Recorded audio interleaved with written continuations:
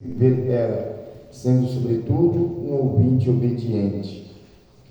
Introdução, irmãos, diz assim: passaremos a acompanhar neste estudo, passo a passo, a cada acontecimento durante a abertura dos seus selos. Compreenderemos os mistérios que serão esclarecidos à medida em que formos nos aprofundando no contexto desse maravilhoso capítulo. Na verdade, esse capítulo 6 que vamos estudar se torna especial porque a partir daqui começaremos a interpretar com mais amplidão os mistérios do Apocalipse. Amém? A leitura oficial está registrada no capítulo 6, Apocalipse, versículo 1, que diz assim: E havendo o cordeiro aberto nos selos, olhei e ouvi um dos quatro animais que dizia, como em voz de trovão, vem e vê. E olhei, e eis um cavalo branco, e os que estavam assentados sobre ele tinham um arco, e foi-lhe dado uma coroa, e saiu vitorioso para vencer. E havendo o segundo selo, aberto o segundo selo, ouvi o segundo animal dizendo, vem ver. E saiu outro cavalo vermelho, e ao que estava sentado sobre ele foi dado que tirasse a paz da terra, e que matasse uns aos outros, e foi-lhe dado uma grande espada. E havendo aberto o terceiro selo, ouvi o terceiro animal dizendo, vem ver. E olhei, e eis um cavalo preto, e os que estavam sentados sobre ele tinham uma balança na mão. E vi uma voz no meio dos quatro animais que dizia, uma medida de trigo por um dinheiro, e 3 medidas de cevada por um dinheiro, e não danifique o azeite e o vinho. E havendo aberto o quarto selo, ouvi a voz do quarto animal que dizia, vem ver. E olhei, e eis um cavalo amarelo, e o que estava sentado sobre ele tinha por nome Morte, e o inferno o seguia, e foi-lhe dado poder para matar a quarta parte da terra com espada, e com fome, e com peste, e com as feras da terra. E havendo aberto o quinto selo, vi debaixo do altar as almas que foram mortas por amor à palavra de Deus e por amor do testemunho que deram, e clamavam com grande voz dizendo, até quando, ó verdadeiro e santo dominador, não julgas e vingas o nosso sangue que habita sobre a terra? E cada um foi dada uma comprida veste branca, e foi-lhe dito que repousasse ainda um pouco de tempo, até que também se completasse o número dos seus conservos e seus irmãos que haviam de ser mortos como eles foram. E havendo aberto o sexto selo, olhei, e eis que houve um grande tremor na terra, e o sol se tornou negro como um saco de silício, e a lua tornou-se sangue.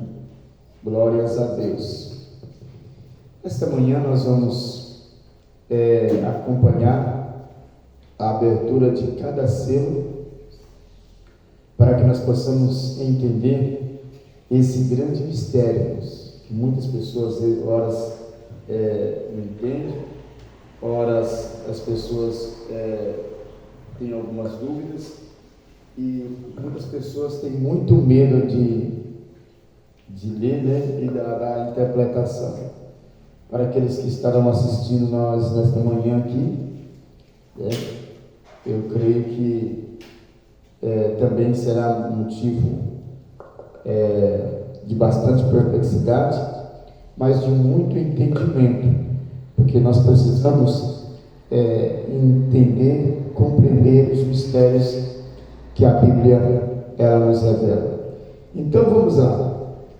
Primeiro, a abertura do primeiro selo. Louvado seja o nome do Senhor.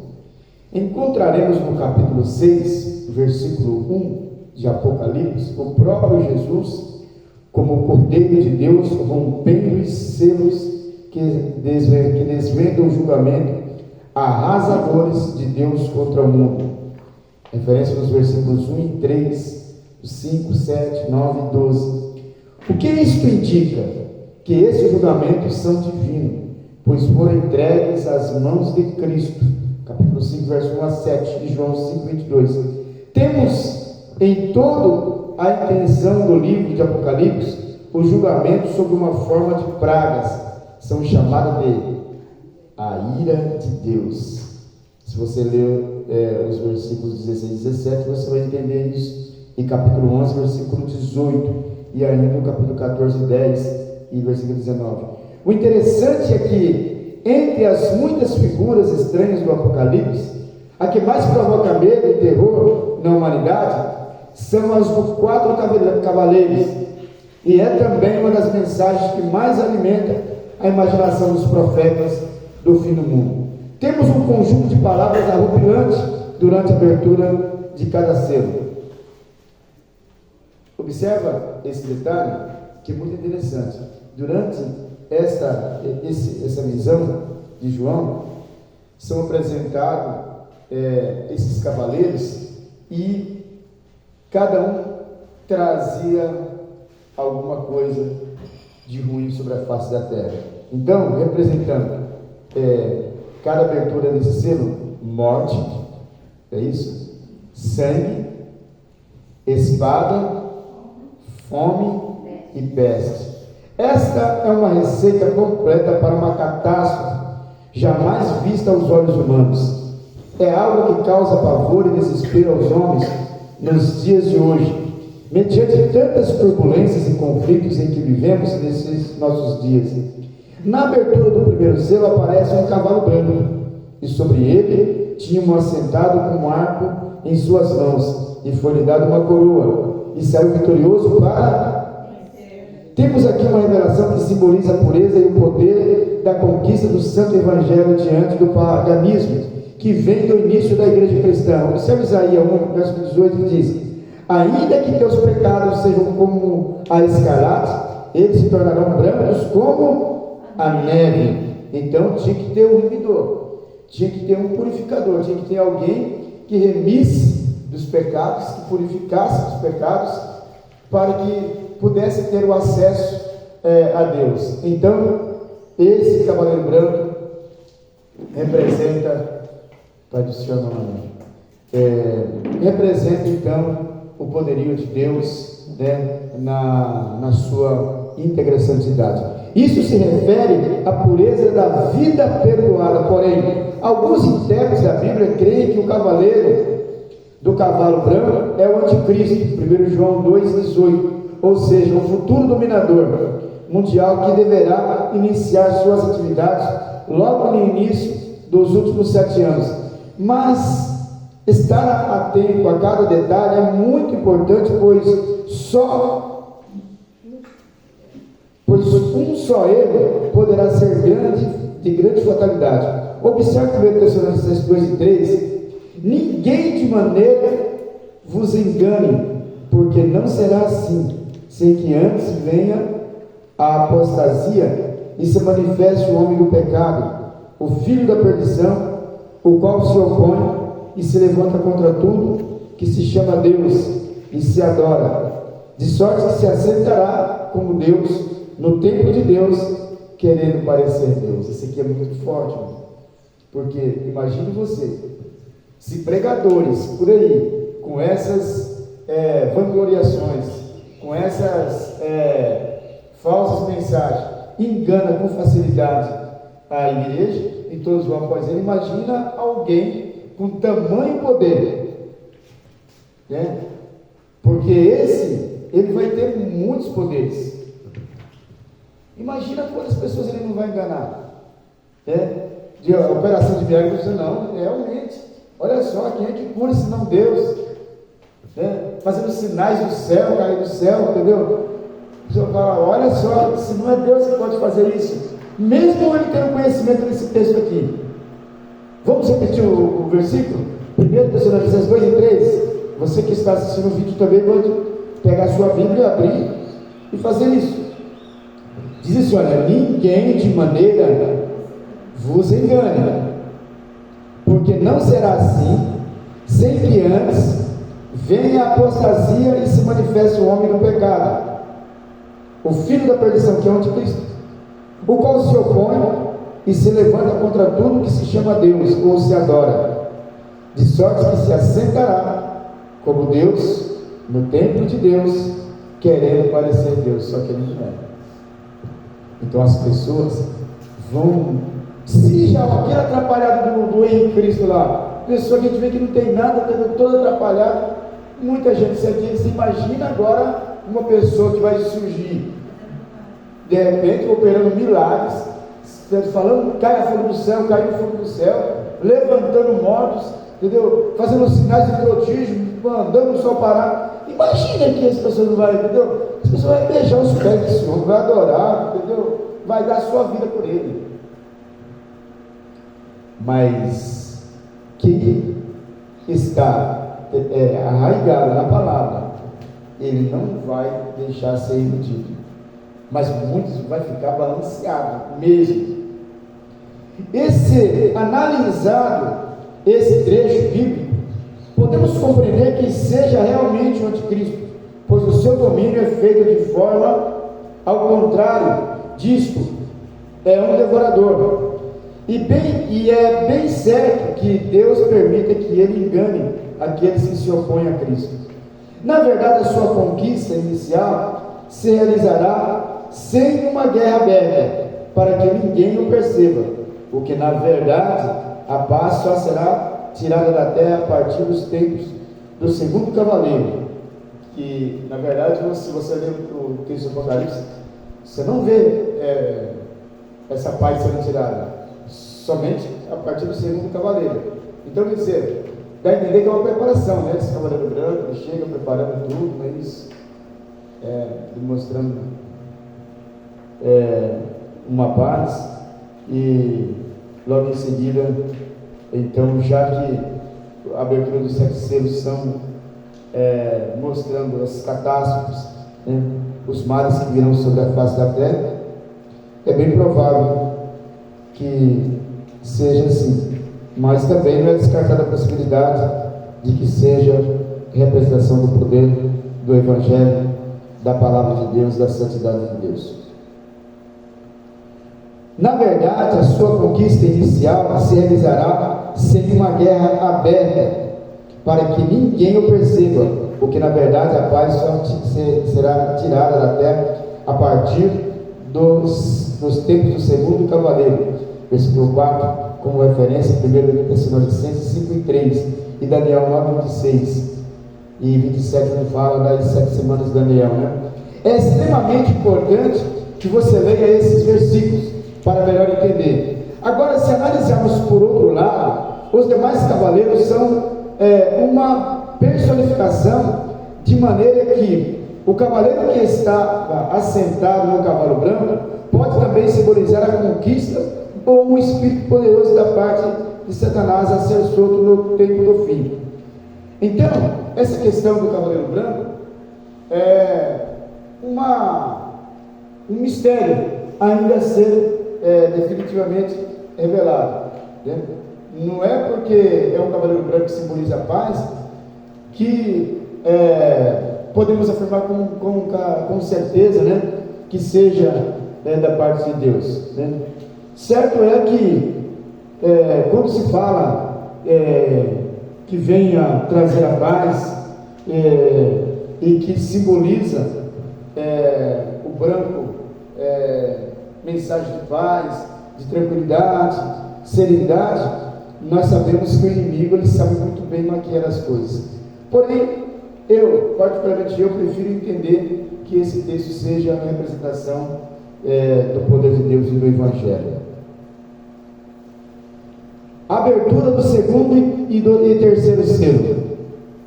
Como na abertura do primeiro selo apareceu o cavalo branco, aqui na abertura do segundo e terceiro selo acontece a mesma coisa, só muda os cavalos e seus cavaleiros com os seus significados. Por exemplo, no versículo 3 e 4 do mesmo capítulo 6 de Apocalipse, encontramos a abertura do segundo selo e a aparição do segundo cavalo. Este era vermelho, visto que a cor vermelha nos representa o quê? Guerras e morte, que Deus irá permitir quando ele derramar sobre a terra a sua ira. Veja Zacarias 1 e 8 e capítulo 6 e 2. É claro que quando essas coisas acontecerem, a igreja não mais estará aqui. É preciso que você entenda que o triunfo final do reino do Senhor nosso Deus e sua gloriosa justiça no mundo, depende não do aumento gradual da igreja, professa, e sim da justa intervenção final de Deus, quando ele se manifestar ao mundo com juízo, pois se ele não intervisse, a corrupção ia ser tamanha que seria impossível de suportar. Porque, irmãos, pensa bem, um mundo onde não se tem mais o Espírito Santo de Deus. Se hoje você vê a corrupção sendo avassaladora, hoje você sai pelas ruas e os seus olhos contemplam de tudo e mais um pouco, desde a nudez, desde prostituição a céu aberto, não é isso? O homossexualismo, né? E não se pode falar, porque se falar é considerado como homofobia. A lei protege a deslealdade, né? Mas o certo ela condena e bota na cadeia e dá processo pesado. Então hoje nós estamos vivendo uma lei muito desigual, né? Muito desigual, e a gente não tem muita saída, e isso é só o começo, porque isso vai ficar pior, né?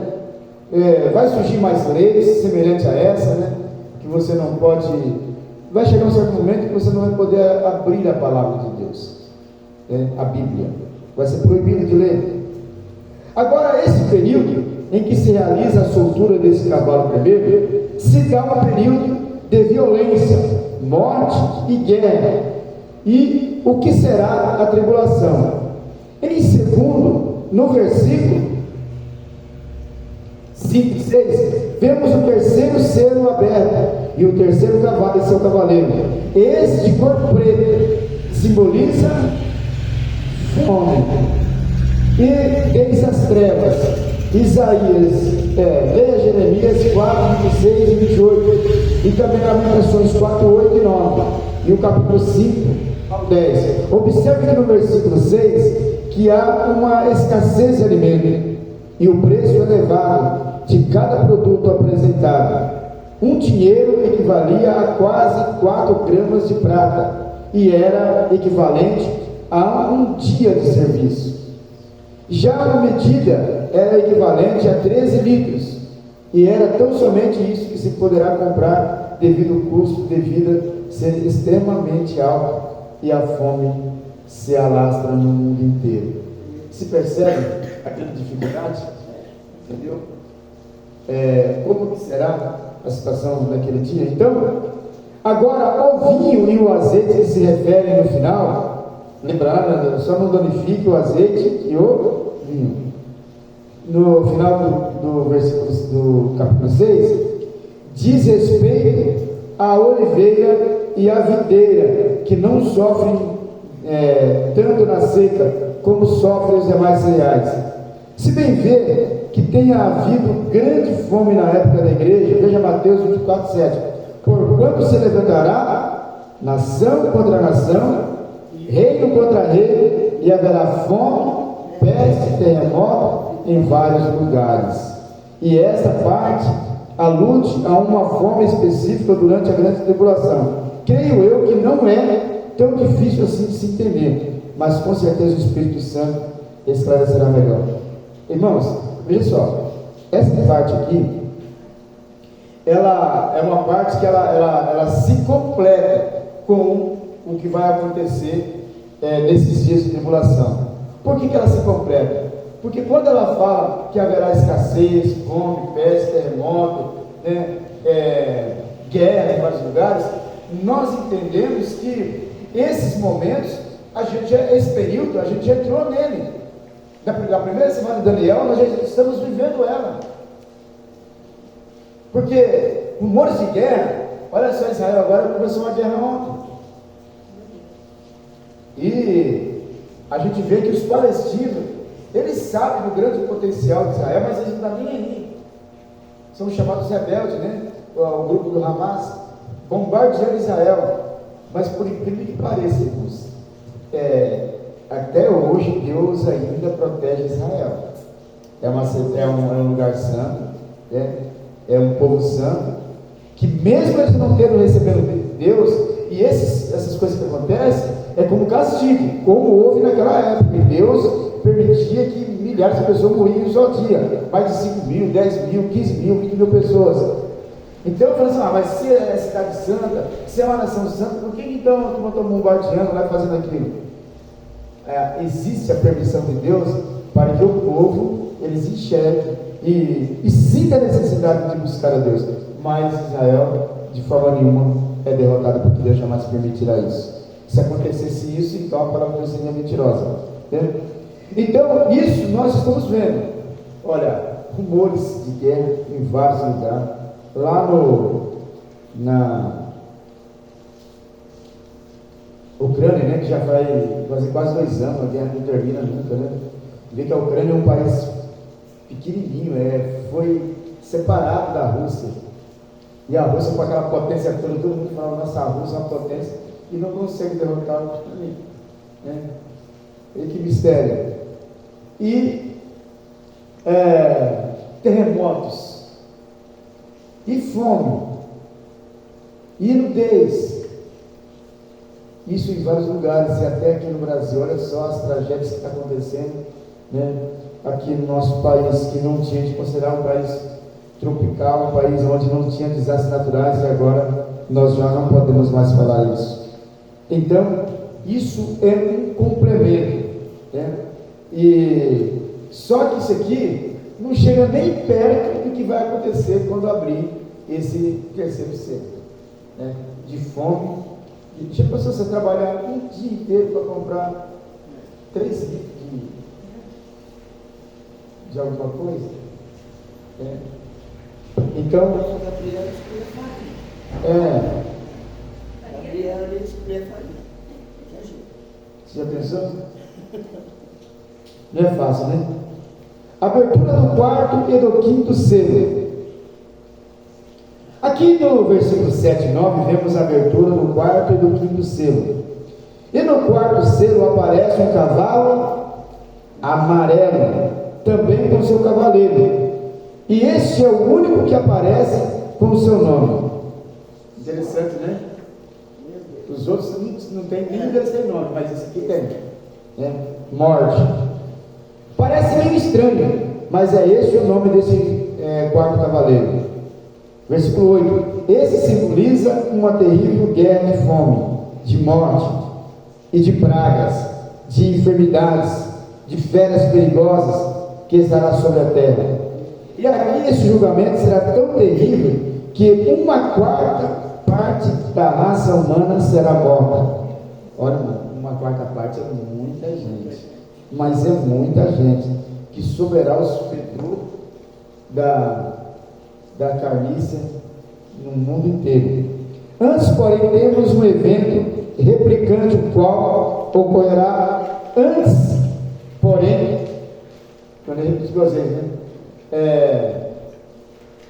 Ocorrerá antes da aparição do homem do pecado e do dia do Senhor se iniciar. Será a saída de alguém ou de algo que se detém e resiste, que se refreia, o mistério da justiça, o homem do pecado. E isso, quando o restringido do homem do pecado for tirado, aí creio que há restrições, né? Quer dizer, aí creio eu então que poderá começar o dia do Senhor. 2 Tessalonicenses 2, 6 e 7. Veja só: e agora vós sabeis que o que detém, para que o seu próprio tempo seja manifestado, porque já o mistério da justiça opera somente a um que agora existe, até que do meio dele seja tirado, ou seja, o homem do pecado. Quando isso acontecer, então as coisas vão assim, num piscar de olho, acontecerá tudo repentinamente. O que vemos nesse trecho bíblico é algo alucinante, aonde Deus acabará com a força de Satanás. Observe no 2 Tessalonicenses 2:8: e então será revelado o iníquo, a quem o Senhor desfará pelo assopro da sua boca e aniquilará pelo seu esplendor da sua vinda. Leia Tessalonicenses, 2 Tessalonicenses 2, 9, 10, 11, 12. O apóstolo Paulo, usado por Deus, fez uma expressão como de alegria ao sentir que o povo eleito estava livre de qualquer constrangimento hediondo, vindo da parte do anticristo, 2 Tessalonicenses 2, 13. Mas devemos sempre dar graças a Deus por vós, irmãos amados do Senhor, por vós ter elegido, pelo Senhor que vos ter elegido, desde o princípio da salvação, em santificação e do Espírito da fé e da verdade. Aí você pode perguntar assim, pastor, mas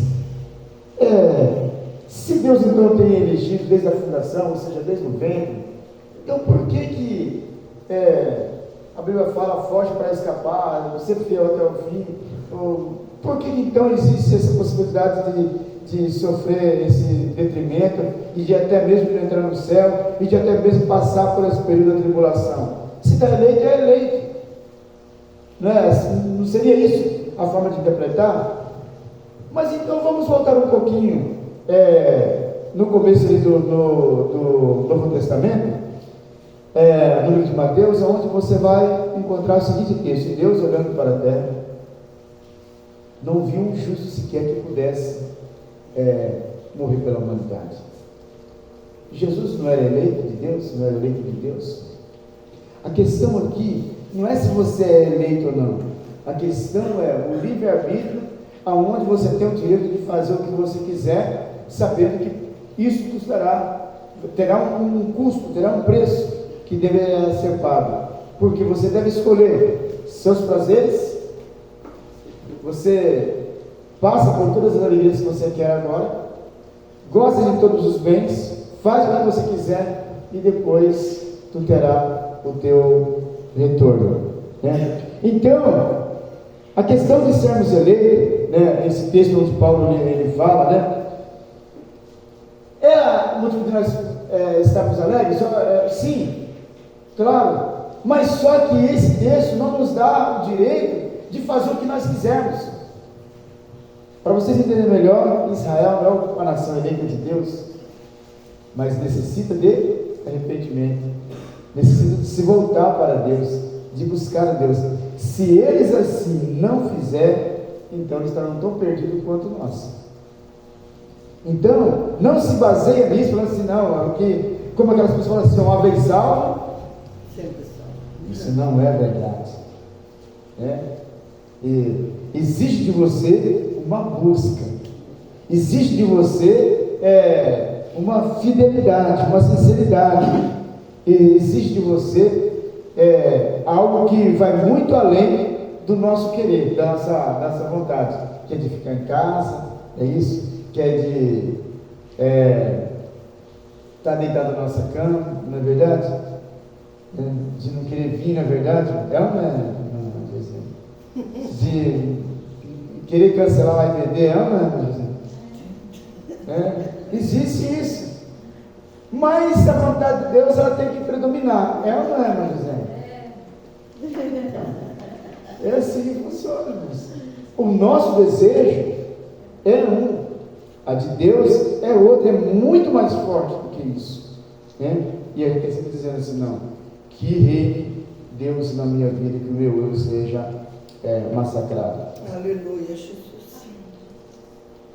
E haver-se-á com os castelos fortes, com o auxílio de deuses estranhos, aos que reconhecerem, multiplicará a honra, e os fará reinar sobre muitos, e repetirá até por preço. Deixa eu só ler aqui o texto antes, para que as pessoas entenderem esse versículo. Ou seja, ele usará um disfarce muito perfeito para enganar o povo na ocasião. Agora é evidente que o anticristo negociará um tratado de paz entre Israel e seus inimigos, no que diz respeito à disputa territorial. Olha só, irmãos, interessante, porque Israel, eles tiveram a expectativa da grande chegada do Messias. Eu já falei para os irmãos que Jesus não representa nada para eles, absolutamente nada. Alguns ainda acreditam que Jesus foi um profeta, nem todos. Se você perguntar para os judeus quem é Jesus, para eles, ele fala assim, para mim não é nada. quiser falar assim, para os religiosos, entendeu? Para os cristãos, ele é Jesus, ele é Deus, mas para nós não é nada, né? Então, há apesar que tem judeu que é cristão lá, assim como tinha na época, tem, não são todos, mas é a minoria mesmo. Então, o anticristo, ele vai negociar um tratado de paz, e aí Israel ele vai começar, sabe, querer ficar dividido, achando que, poxa vida, é a melhor coisa a ser feita, porque, poxa, né, nunca ninguém fez uma proposta dessa, né, e a gente agora está entendendo que talvez esse seja o Cristo, porque Israel, apesar de tudo, ele é orgulhoso e sempre foi orgulhoso, né? Lembra quando Moisés tirou o povo de Israel lá do Egito? Eles não perderam seu orgulho. Quando eles saíram, eles, olha, lembra, não, aqui do deserto, a gente lá em Israel, a gente era massacrado, maltratado, mas a gente tinha pepino, a gente tinha cebola, lembra dos árabes que a gente tinha lá, certo? Ele era um povo que não era assim, um povo obstinado, ainda é, não é isso? Tanto é que não aceitaram Jesus como Messias, pelo fato dele vir numa estrebaria, pelo fato dele vir num lugar, certo, muito pobrezinho. Então, observe que esse 7 anos será dividido em 2 etapas. Os primeiros 3 anos e meio será totalmente camuflado, quer dizer, ele não vai mostrar as suas garras, né? Só depois, primeiramente ele tem que apresentar, né? Como o Lulinha, não é isso? No começo, ele apresenta, ele faz alguma coisa, oferece um Bolsa Família e todo mundo, né? Olha só, pegando aqui um pouco abaixo do versículo que nós lemos aqui, desse texto que ele diz, né? E ele firmará um concerto com muitos por uma semana, e na metade da semana fará cessar os sacrifícios e oferta de manjares, e sobre a asa da abominação virá o assolador, e isso até a consumação, e o que está determinado será derramado. Esse estudo é algo profundo, e se eu for escrever tudo detalhado, iria precisar de escrever um livro com centenas de páginas, porque cada detalhe aqui traz um significado muito grande. Então eu estou trazendo essa parte aqui para que vocês possam entender essa fala do apóstolo Paulo, né? Onde diz aqui em cima, né? Mas devemos sempre dar graças a Deus por vós, irmãos amados do Senhor, por vos ter elegido desde o princípio da salvação e em santificação do Espírito da fé e da verdade. Porque muita gente fala assim, não, uma vez Deus já nos elegeu, Deus ele já nos chamou, então ele não vai deixar o seu povo, ele não deixa mesmo. Quem se deixa se perder é você, né?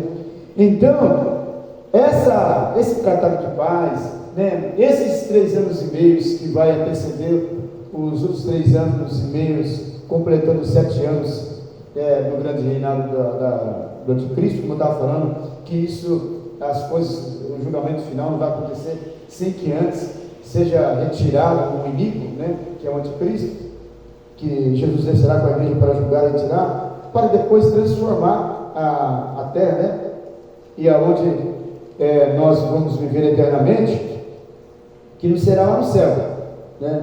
A gente vai viver um período lá, depois nós estaremos aqui já numa terra transformada. Então, na abertura do 5º selo, vemos algo emocionante. Aqui, irmãos, logo depois do versículo, aqui eu vim aqui embaixo, para nós vamos entender, dando continuidade nesse estudo. Na abertura do 5º selo, vemos algo emocionante. Acompanha comigo. Você lutar, sofrer e até morrer, mas sobretudo saber que tem um lugar para você no céu. É simplesmente maravilhoso. Abriu-se o 5º selo, e João viu aqueles que no passado haviam morrido por amor à santa palavra de Deus, e tinha sido martirizado pela sua fé em Cristo. Leia Apocalipse 7, 13 e 14. Certo é que o período da grande tribulação será terrível.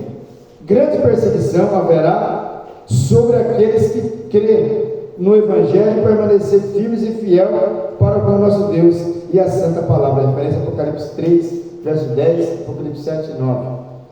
O que chama a atenção é que no reinado do anticristo aparecerá um iníquo nesse mundo, ou seja, será um governante mundial que fará aliança com Israel por 7 anos, ainda antes do fim da presente era, ou seja, desse mundo, dessa parte que nós estamos vivendo. Será antes do fim dessa era. E ele firmará um concerto com muitos por 1 semana, e na metade da semana fará cessar o sacrifício e oferta de manjares, e sobre a asa da abominação virá assolar o assolador, e isto é, até a consumação, o que se está determinado será derramado. Ou seja, quando se fala de semanas, estamos falando de 7 semanas, estamos falando dos 7 anos, que será o reinado de Cristo, não mais do que isso, 7 anos. Então ele vai surgir, imagine vocês, eu já falei para os irmãos que o anticristo, ele já está no nosso meio, e só não se manifestou ainda, mas ele já está no nosso meio, certo? Não sei aonde, provavelmente está para o lado lá do Oriente Médio, para o lado de Israel, sei lá, para aquele lado para lá. Aqui no Brasil com certeza não é o Lula, entendeu? Esse camarada é um camarada de muito respeito, ele já está no meio, ele já dá opiniões, ele já traça as suas falas, ele já tem ideias, é um camarada de muito respeito. Alguns chegou a comentar que é o Macron, não lembro da França, mas eu creio que não, entendeu? É um camarada de muito respeito, de um intelecto muito afinado, que quando ele fazia essa colocação, ele dá essa ideia da unificação. Então, todo mundo vai dar crença à sua palavra. Não é qualquer pessoa, é uma pessoa muito culta, muito entendida, muito bem preparada por Satanás, que aliás, o papel dele é isso aí, certo? Ele é um enviado de Satanás, quer dizer, para que os irmãos tenham uma ideia, tudo que Deus fez, tudo que Deus faz, Satanás procura imitar. Por exemplo, Deus criou os anjos, Satanás pegou e ludibriou um monte de anjos para ficar a seu serviço. Deus enviou seu Filho unigênito para salvar o mundo, ele envia o anticristo para enganar as pessoas. Tudo ele quer copiar, tudo ele quer. Aí Deus preparou os pregadores do Evangelho, ele preparou os mensageiros dele, não falamos pregador, os mensageiros dele para enganar as pessoas, falando algo, usando a palavra de Deus, mas com sarcasmo, uma perspicácia, de um jeito muito sutil, que da forma com que ele fala, ele está pregando contra a Bíblia e as pessoas não percebem. Por exemplo, olha só o evangelho distorcido. Deus nunca ensinou, nunca prometeu vida de bonança na face dessa terra. Mas aí tem lá os pregadores, não é isso? Deus não quer que você sofra aqui, olha só. Você não está falando contra a palavra de Deus, você não está pregando, as pessoas não percebem. Deus não quer que você sofra aqui. Mentira. No mundo tereis aflição, e vós sereis perseguidos, sofrereis por amor ao meu nome. Deus não quer que você sofra, que você passe na cidade, e vós passareis. Paulo, o Senhor, eu aprendi a passar fome, ter necessidade. Veja só a sutileza dessas pessoas que estão a serviço do inimigo. As pessoas acham que palavra de Deus, que mensagem, entendeu? Deus colocou você na terra, você tem que ser próprio, tem que andar de carrão. Que é isso, meu irmão? Mendigar aí, entendeu? Não é ensinar para o crente, não. O crente não é de carrão, andar de roupa boa. O crente tem que morar em mansão, tem que ter avião, andar de lancha. Vê se não está pregando contra a Bíblia. Não ambicionei coisas altas, mas se tiver com aquilo de comer, estejais com isso contente, e não ficar preocupado com o dia de amanhã, porque o dia de amanhã não nos pertence. Então percebe que o inimigo ele usa a Bíblia de uma sutileza para enganar as pessoas, colocando uma faceta. E aí as pessoas, mas que homem de Deus, entendeu? Receba aí agora a unção da prosperidade. Deus não prometeu prosperidade. Aliás, ele é contra a prosperidade na face dessa terra. Alguém ajuntou lá muito, né? Agora vou derrubar, vou construir muito mais ainda. Louco! O que tu tem para quem será? Aí fala assim, não, mas a pessoa também não é para estar sofrendo e passando fome. Não, irmãos. A Bíblia, quando ela fala, gente, nós é que, sabe, a vontade de a gente ter coisa boa, né? De ter muito dinheiro, faz a gente ficar cego. E aí, o que Deus nos recomenda é para nós não juntar tesouro na face dessa terra, onde a traça, o ferrugem, o ladrão, tudo consome.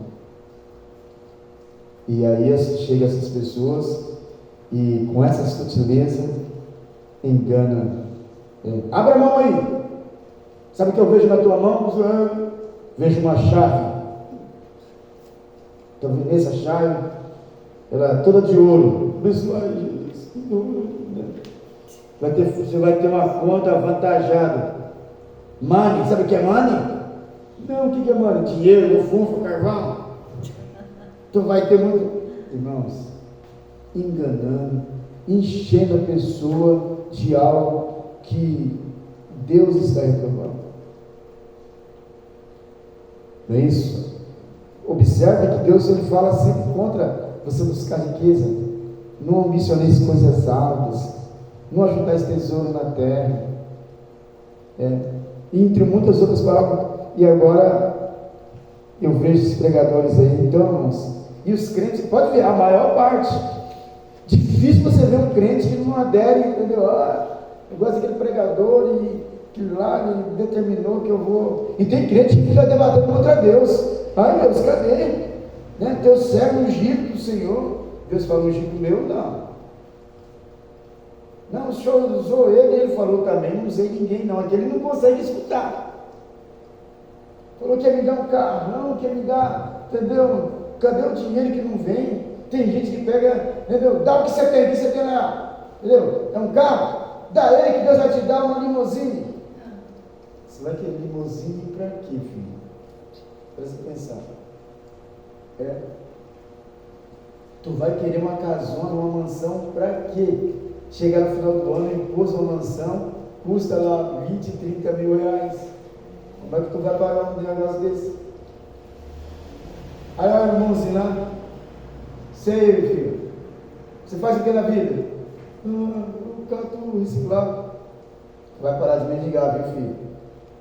Eu vejo você sentado dentro de um helicóptero. Vai ser seu, hein? Ai, meus irmãos, um camarada nem carta de carro tem. Para pilotar um helicóptero, gente, é longo, sei lá, uns 6, 7 anos, 10 anos. E estudamos muito. E um detalhe, teve uma época que eu quis fazer curso de piloto de avião, fui lá, irmãos, se não mais caro do que a medicina. Para você estudar. Aí o coitado que eu estou nesse lado vai fazer um curso de... Você sabe quanto custa para manter um avião lá no hangar? Você sabe quanto custa um avião só para passar aqui em cima de Santos? Tem um aeroporto ali que não é, mas passou. Irmão, um avião, quando ele cruza, por exemplo, ele sai de São Paulo e ele vai, por exemplo, para Santa Catarina, quantos aeroportos esse avião não cruza? Você sabia que cada aeroporto que ele cruza com um pedágio, ele paga só para cruzar lá, passar por cima? Mas por que ele paga? Porque cada lugar que ele passa, tem operadores lá que estão instruindo ele. Sobe, desce, vai para cá, vai para lá, entendeu? Tem um avião na tua direção, entendeu? Então é assim, é horror esse dinheiro. E aí, a pessoa chega e diz, estou vendo você, filho. E Deus fica olhando assim e fala assim: ó, a tua ganância vai te matar. Seja você mesmo, se tiver com o que comer naquele dia, estejas com isso contente. Deus usa um termo mais engraçado, assim: olha, você não tem que ficar preocupado, porque se Deus cuida dos passarinhos, não vai cuidar de você? Mas aí eu prefiro acreditar no que o pregador está fazendo do que na Bíblia, não é isso? E aí acaba se arrebentando inteiro. Aí então, tornando repetir, lá os primeiros 3 anos e meio será totalmente camuflado, ninguém vai desconfiar de nada. Se você fala assim: poxa vida, olha só, esse homem aí, entendeu? Não era Lula, não era, entendeu? Precisava realmente um governo mundial. Pessoas dizendo só uma moeda só, que maravilha, vai ter facilidade, e as pessoas vão adorar, literalmente vão adorar esse homem. Depois dos 3 anos e meio, aí é que vem: olha, a partir de agora, gostaram do meu reinado? Muito bom. Então, agora, ó, marquinha na mão direita, na testa, senão, meu filho. E agora o negócio é o seguinte: não tem mais esse negócio de evangelho, não. O Deus de vocês agora sou eu. Falou de Deus agora, ó, espada, mata todos, fere, queima. E aí? Aí não tem como, né? E haver-se-á com os castelos fortes, com o auxílio de deuses estranhos, aos que se reconhecerem, multiplicará a honra, e os fará reinar sobre muitos, e repartirá a terra por preço. Os castelos fortes aqui referidos poderá ser os dominadores da ocasião, e os deuses estranhos provavelmente seria Satanás com os seus anjos, no que se diz a respeito a esse versículo. Então, o Satanás, ele é muito, tem gente que subestima o diabo, né? Mas ele é muito estratégico. Vocês não fazem ideia, é um ser criado por Deus, que foi colocado sobre o maior asa do céu, ele que dominava, ele que foi dado o poder. É um camarada extremamente estratégico, muito esperto. As pessoas, entendeu? Quando eu vejo lá, faz assim, agora faz assim, aí você, agora faz assim, sabe o que é isso? Você está pisando na cabeça de Satanás. Mas não está mesmo, mas não está mesmo, A turma não sabe, não tem noção de quanto poderoso é esse ser. E um detalhe: invisível, você não consegue ver. Então os ataques dele, imagina um ser que não ele, mas os seus subordinados, são os anjos ruins, anota isso que eu vou te falar, vive 24 horas espreitando você, ou seja, te analisando. Imagina, nós estamos aqui agora, estão aí,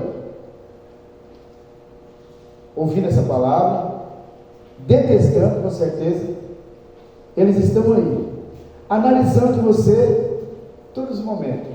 Cada coisinha que você faz, você está lá no WhatsApp, você está de olho assim, você não quer ver aquilo mais assim, rola pra cá, é isso aí, enche os seus olhos, isso mesmo. De repente aí o anjo do Senhor vai e rola lá, do nada aparece um texto bíblico, uma mensagem bíblica, alguém falando: Deus, pula isso aí, você já não dá nem dedinho já. Percebe que a velocidade parece que, entendeu? Você nem vai mais com o negócio já rola, aí já vem aquelas porcariadas, e você fica ali, você não entende. O tempo todo ele está te analisando, o tempo todo ele está lançando os dados em você, o tempo todo, porque ele não conhece a tua mente, mas ele conhece o que você está querendo pelo seu olhar, aonde você está ficando os seus olhos, né? O que você está fazendo, as suas ações. Por exemplo, ele não sabia o que tinha na cabeça de Eva e de Adão, mas porque Eva todo dia de manhã ia lá, à tarde ia lá, ele entendeu que ela estava desejando aquela fruta e que não podia comer mais, agora só cabia a ele convencê-la, não é isso? Imagina-se, você percebe que a forma de distorção, usando a palavra de Deus, é desde aquela época, entendeu? Ele usa a palavra de Deus para falar contra, sem que ela percebesse que estava falando contra Deus e querendo tirar a autoridade de Deus. Você gostou dessa fruta aí? Conjecturando. Uhum. O cheiro é bom? Ai, muito. Por que você não dá uma mordida? É porque aí você vai e fala o segredo, né? Deus falou que não posso comer dela porque... Mas por quê? Por que não pode? Se a fruta está aí é cheirosa. Olha só que fruta suculenta. Mas eu nunca comi dessa fruta aí não. Então, você não quer experimentar? Ah, maravilha, delícia. Não, é porque Deus falou que se a gente comer, aí a gente... Você percebe quando você está, sabe, já querendo fazer coisa errada, ou estava fazendo coisa... Né? Você não tem mania de ficar, né? Quando a mãe estava, a gente estava, né, dando uns apertos, a gente, né? Então, é que Deus falou que se a gente comer, a gente morre. Que? Não. Que? Está ficando doido? Claro que não. Que morre o quê? Muito pelo contrário. Você vai passar a enxergar o bem e o mal. Não tem nada de morte, não. Mas não existe, não. Que isso? Né? Quando Deus fala isso aí, é porque assim, olha, você vai ficar sendo igual a Deus. Olha só. Você vai ficar sendo igualzinho a Deus. Como assim? Você vai saber o que é o bem e o mal, entendeu? Tu vai ter conhecimento. E Deus não quer que, entendeu? Você fica sendo igual a Ele. Quando o diabo olhou, ela já estava na metade da fruta, né? Que não é maçã, né? Mas a gente não sabe que fruta que é, né? Já estava comendo a fruta, se lambuzando tudo. E aí, quando ela acabou de comer a fruta, imagina a pessoa que ela não conseguia enxergar o corpo dela, né, assim. Aí de repente ela olha,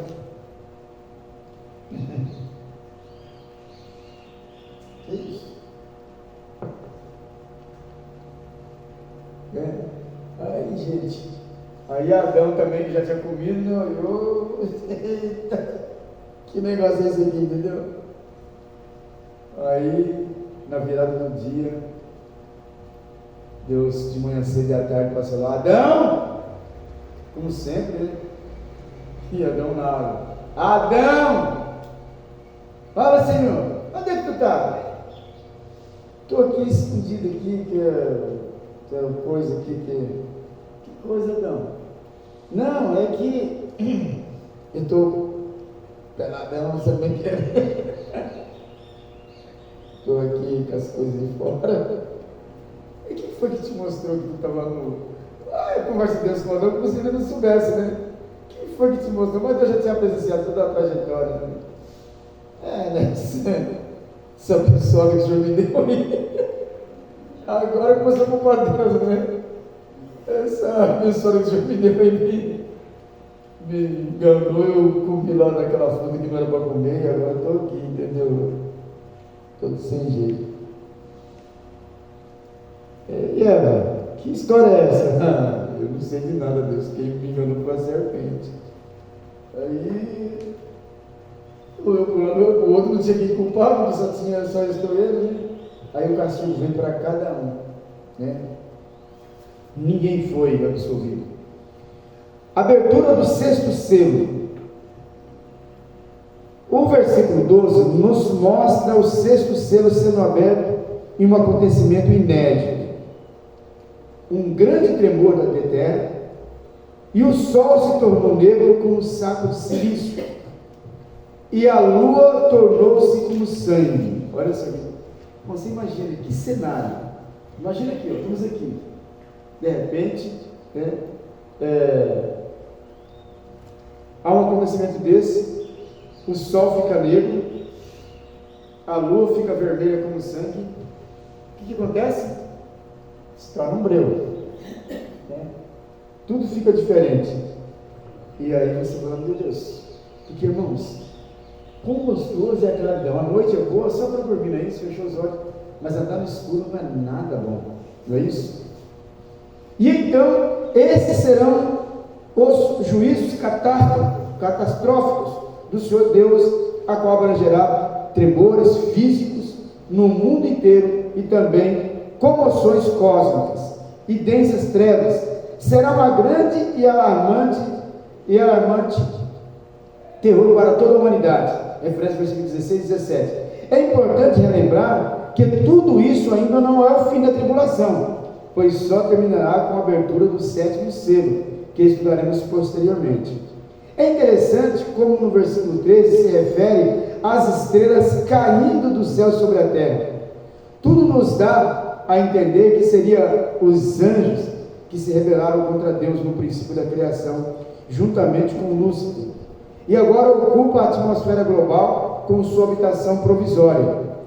O vento forte que se refere, o mesmo no versículo 13, simboliza o poder de Deus, e é bom ressaltar que todos os que não foram arrebatados a encontrar com o Senhor nos ares, experimentarão o pavor e a angústia, tentarão fugir e se esconder, e isto é o que se mostra o versículo 16, o grande desespero que assola a multidão.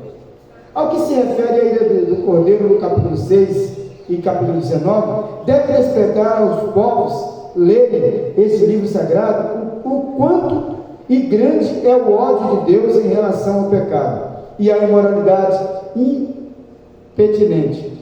E isso se refere ao mundo isso se refere ao mesmo que a ira de Deus em 1 Tessalonicenses 5:9. Agora, o bom de toda essa história é que Jesus nos prometeu que virá para nos livrá-los da ira vindoura, e assim estaremos livres da grande tribulação, isto é, se permanecermos fiel, como diz o Apocalipse 3 e 10, ser fiel até o fim e dar-te a coroa da vida.